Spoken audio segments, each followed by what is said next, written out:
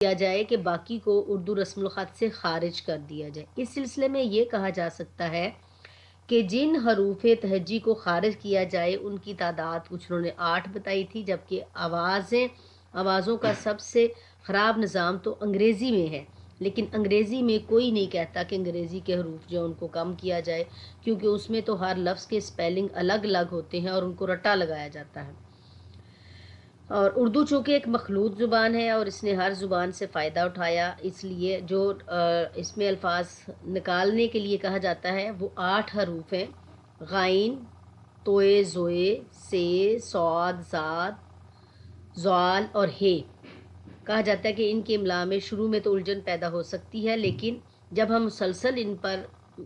کی مشق کرتے رہتے ہیں تو ہمیں پتہ چل جاتا ہے کہ کہاں پہ توئے آنا ہے، کہاں زوئے آنا ہے، کہاں ساد آنا ہے، کہاں سے آنا ہے۔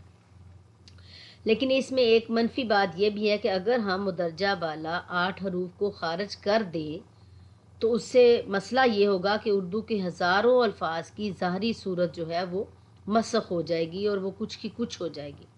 مثلا فی الحال کو فی، چھوٹی یہ، الف، ہے، لام اور الف لکھتے ہیں ہم،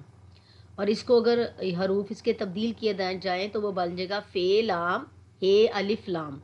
یا عبد الرشید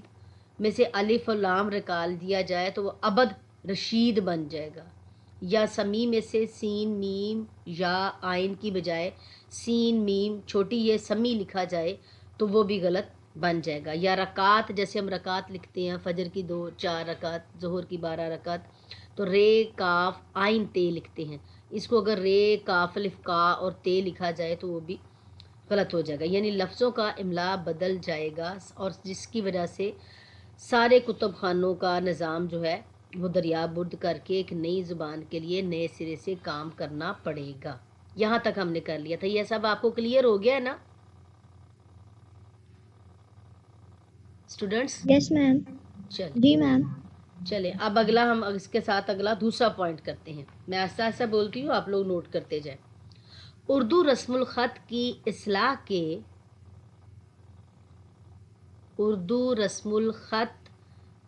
اصلاح کے سلسلے میں